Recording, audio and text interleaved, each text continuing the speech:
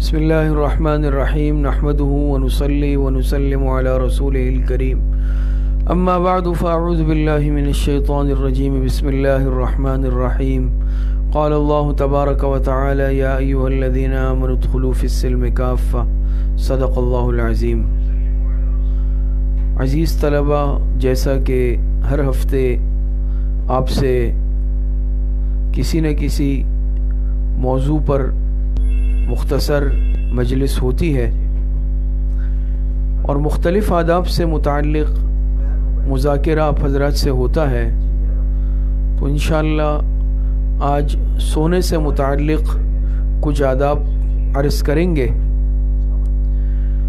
دیکھیں، ہمارے یہ دین جامع دین ہے، دین اسلام ایک مکمل دین ہے، اور جناب نبی کریم صلی اللہ علیہ وسلم نے امت کو ہر چیز کے آداب سکھلائے ہیں، آداب بتلائے ہیں، اور ایک صاحب ایمان ہمیشہ آداب کے ساتھ اپنی زندگی گزارتا ہے۔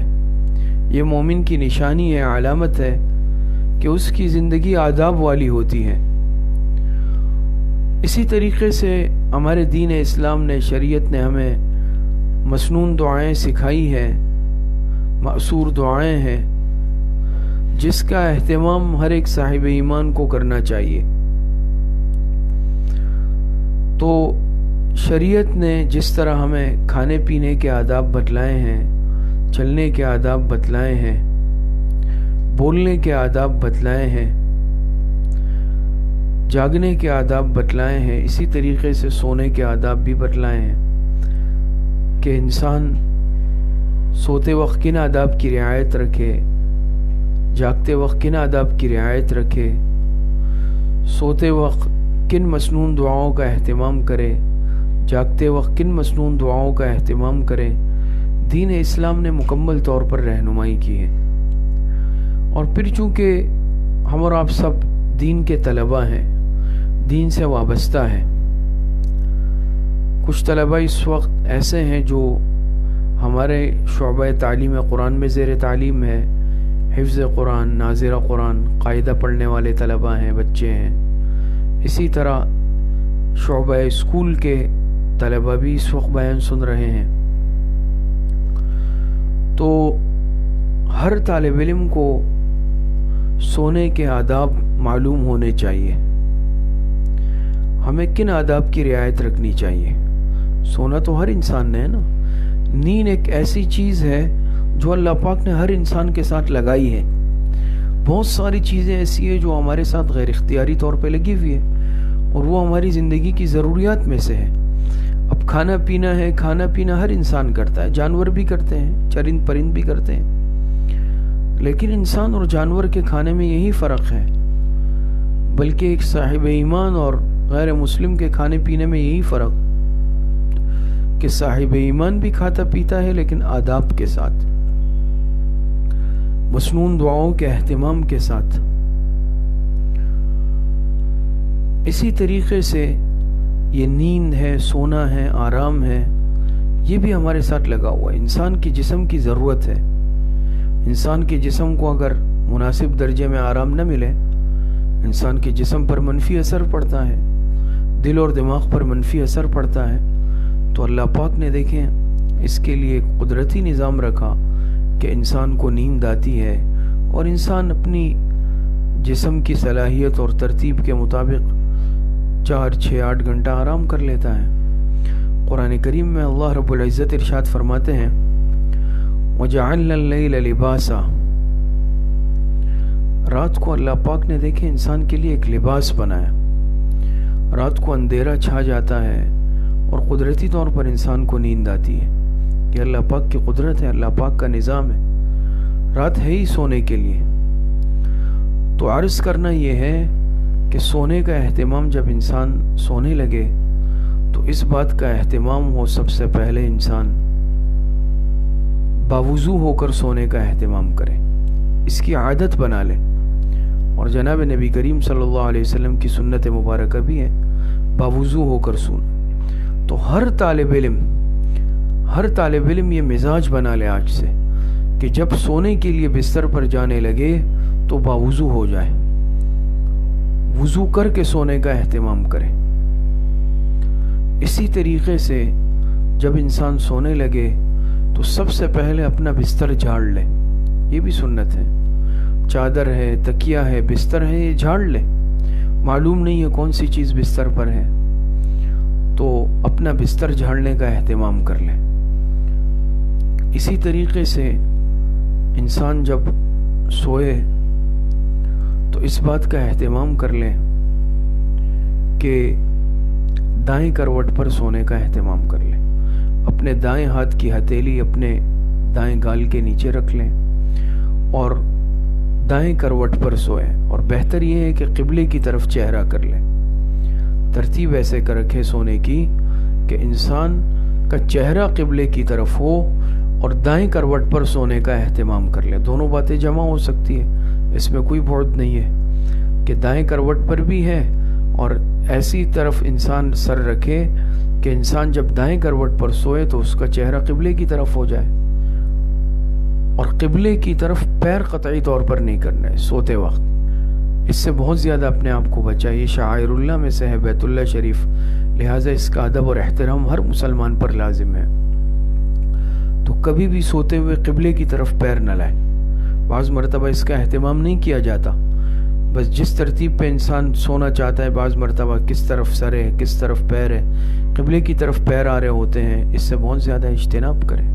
تو دائیں کروٹ پر لیٹنے کا اہتمام کر لے، اور بہتر یہ ہے کہ چہرہ بھی قبلے کی طرف ہو۔ اسی طریقے سے بالکل پشت کے بل لیٹنے سے جو ہے اجتناب کرے کہ کمر اوپر کی جانب ہے اور پیٹ نیچے کی جانب ہے، الٹا لیٹنا جسے کہتے ہیں، تو یاد رکھیں الٹا لیٹنے سے منع کیا گیا ہے، اس سے منع کیا گیا ہے۔ اس سے شیطان کے اثرات انسان پر آتے ہیں، شیطانی اثرات آتے ہیں، شیطانی تسلط انسان پر ہوتا ہے، لہٰذا یاد رکھیں کہ ہمیشہ الٹا لیٹنے سے ایک شیطانی طریقہ ہے، یہ شیطان کا طریقہ ہے الٹا لیٹنا، پشت کے بل لیٹنا یہ منع ہے۔ پشت کے بل انسان نہیں لیٹے، چت لیٹ جائے کہ چہرہ آسمان کی طرف ہے، دائیں کروٹ پر لیٹے، تھک جائے تو کروٹ بدل کر بائیں کروٹ بھی لے سکتا ہے، لیکن بالکل الٹا جو لیٹنا ہے اس سے منع کیا گیا ہے۔ اس کی انسان قطعی طور پر عادت نہ بنائے بلکہ اس سے بالکل اجتناب کرے۔ اسی طریقے سے سوتے وقت انسان جب سونے لگے مسنون دعا کا اہتمام کرے۔ تمام طلبہ کو انشاءاللہ دعا یاد ہوگی، اللہم باسمک اموت و احیا، اللہم باسمک اموت و احیا۔ کیوں؟ یہ موت جو ہے نا، یاد رکھیں یہ بھی ایک گویا کہ یہ نیند جو ہے یہ بھی موت کی ایک صورت ہے۔ اللہ پاک دنیا میں انسان کو دکھاتے، دیکھیں نیند میں انسان جب ہوتا ہے انسان کو کچھ پتہ نہیں چلتا، دائیں کیا ہو رہا ہے بائیں کیا ہو رہا ہے، گھر میں کیا ہو رہا ہے، انسان کو علم میں نہیں آتا۔ اسی طریقے سے یہ تو عارضی موت ہے، اسی لیے اس کو چھوٹی موت بھی کہا گیا، لیکن ایک وقت آئے گا ہر ایک پر کہ اس پر اصل موت آ جائے گی، اور وہ قیامت تک کے لیے اپنی اپنی قبر میں چلا جائے گا۔ تو یہ نیند جو ہے یہ ہمارے لیے گویا کہ ایک استحضار کرنے کا ذریعہ ہے کہ ہر انسان یہ استحضار کر لے، یہ سوچ لے کہ یہ تو ابھی میں سو رہا ہوں، صبح اللہ پاک میری آنکھ کھول رہے ہیں اور مجھے اٹھنا نصیب ہو رہا ہے، میری زندگی باقی ہے، میں نیک اعمال کر لوں، گناہوں سے اپنے آپ کو بچا لوں، آخرت کی تیاری کر لوں، ورنہ دیکھیں۔ اور اسی طریقے سے یہ اہتمام بھی کریں، انسان جب سونے لگے اپنے دن بھر کے اعمال کا محاسبہ کر لے۔ آج میں نے صبح سے لے کر رات تک کیا کیا عمل کیے، کون سے کام نیکی کے کیے، کون سے کام مجھ سے گناہ کے ہوئے ہیں۔ اگر سب نیکی کے کام ہوئے ہیں، گناہ نہیں ہوا، اس پر شکر ادا کرے، اور اگر گناہ کیے ہیں، دن میں جھوٹ بولا ہے، غیبت کی ہے، لڑائی جھگڑا کیا ہے، گالم گلوچ کیے، ماں باپ کی نافرمانی کی ہے، اس پر توبہ استغفار کریں۔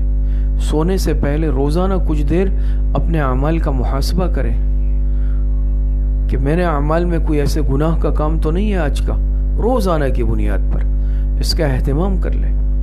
اسی طریقے سے جیسے میں نے عرض کیا کہ یہ ایک موت کی ایک صورت ہے گویا دنیا میں جو اللہ پاک دکھاتے ہیں، تو ہر انسان، ہر شخص، ہر فرد، ہر طالب علم سوتے وقت توبہ کر کے سوئے اپنے گناہوں سے. گناہ کی حالت میں نہ سوئے کہ گناہ کا ارتکاب کر کے سو رہا ہے. کوئی معلوم نہیں, نیند میں ہی موت آ جائے. اور بیسیوں ایسے واقعات ہوتے ہیں, ہزاروں لاکھوں افراد ایسے ہیں کہ جو نیند کی حالت میں موت میں چلے گئے. یا تو طبعی موت بھی آ سکتی ہے کہ اللہ پاک نے موت کا وقت مقرر کیا تھا اور وہ نیند میں آیا, صبح جب گھر والے اٹھانے گئے پتہ چلا کہ بھئی انتقال ہو چکا ہے. یا خدا نخواستہ رات کو ہارٹ اٹیک ہوا, کوئی حادثہ ہو گیا اور نیند کی حالت میں چلے گئے. تو انسان غفلت کی حالت میں موت نہ آئے. ایک صاحب ایمان ہمیشہ اس کا اہتمام کرے کہ کبھی غفلت کی حالت میں اس پر موت نہ آئے, بلکہ ہمیشہ انسان توبہ استغفار کی حالت میں پاک صاف ہو کر اللہ پاک کے پاس جائے. تو اس کا بھی اہتمام, تو ماشاءاللہ طلباء ہیں, نیک لوگ ہیں, لیکن بہرحال ہر انسان اس کا اہتمام کر لے کہ سوتے وقت انسان تمام گناہوں سے سچے دل سے اللہ پاک سے توبہ استغفار کر لے. اسی طریقے سے جیسے میں نے عرض کیا, باوضو ہو کر سوئے تو مسواک بھی کر لے. مسواک کا ٹوتھ پیسٹ برش تو سب ساتھی ہی کرتے ہوں گے, لیکن مسواک چونکہ سنت عمل بھی ہے, اجر و ثواب بھی ہے, لہٰذا مسواک بھی کر لے اس وضو سے پہلے.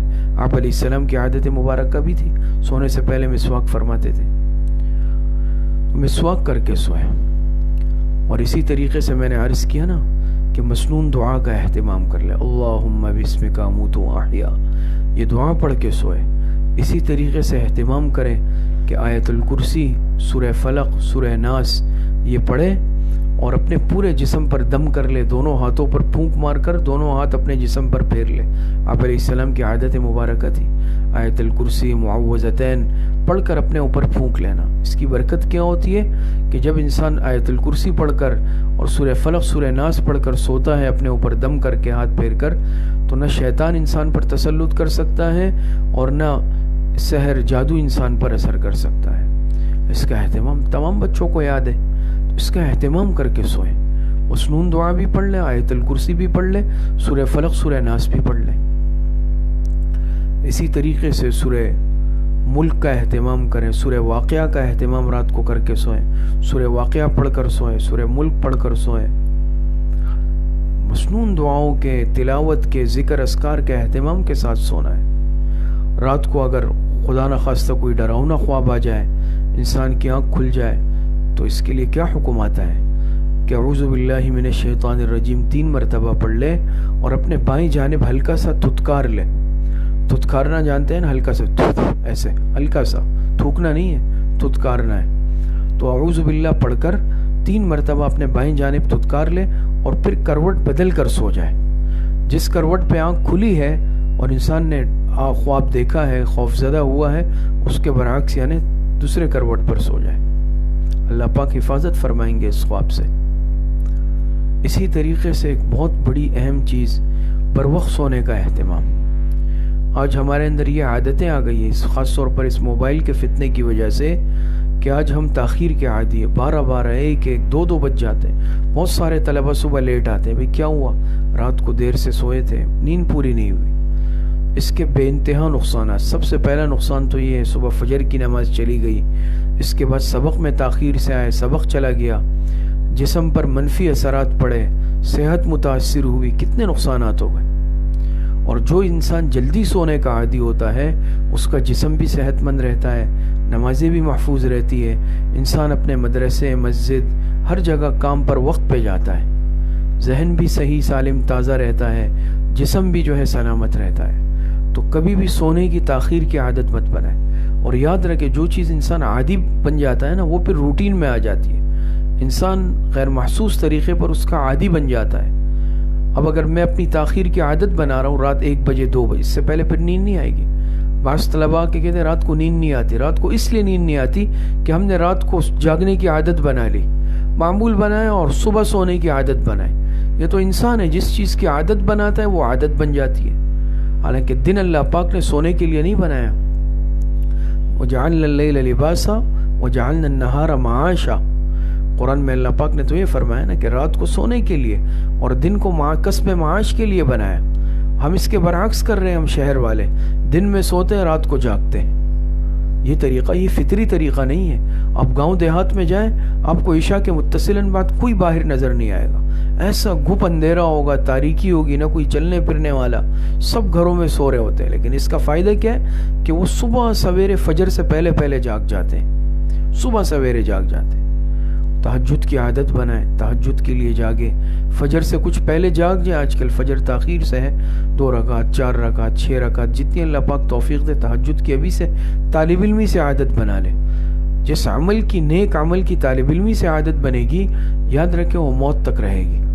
اور جو عادت ہم اپنی طالب علمی سے بگاڑ لیں گے، وہ بگاڑ آخر تک ساتھ چلے گا. وہ طالب علمی میں بھی چلے گا، وہ تدریسی زندگی میں بھی چلے گا، وہ عملی زندگی میں بھی چلے گا. آپ کہیں استاذ بن جائیں گے، آپ تاخیر کے عادی ہوں گے، آپ رات کو دیر سے سونے کے عادی ہوں گے، آپ صبح دیر سے اٹھنے کے عادی ہوں گے، کسی کام کے نہیں رہیں گے. تو اپنا یہ مزاج بنائیں. اسی طریقے سے صبح وقت پہ اٹھیں، فجر سے پہلے اٹھیں، نماز کا اہتمام کریں جماعت کے ساتھ، اس کے بعد تلاوت کا اہتمام کریں، کچھ مختصر تسبیحات بھی پڑھ لیں. اور صبح اٹھتے وقت کیا دعا پڑھنی ہے؟ جی، الحمدللہ الذی احیانا بعدما اماتنا وإلیہ النشور. اس دعا کا اہتمام کریں، دعاؤں کے اہتمام کے ساتھ زندگی گزاریں. تو انسان برے خوابوں سے، جب انسان اعمال کا اہتمام کرتا ہے، تلاوت کا اہتمام کر کے سوتا ہے، پاک صاف حالت میں باوضو ہو کر سوتا ہے، پھر انسان کو خواب بھی برے نہیں آتے، نہ خواب میں انسان ڈرتا ہے. پھر انسان جو ہے کیا ہے، مقصد یہ ہے کہ ایک ترتیب کے مطابق آ جاتا ہے. لیکن آج ہم نے اپنی ترتیبیں بگاڑ لی.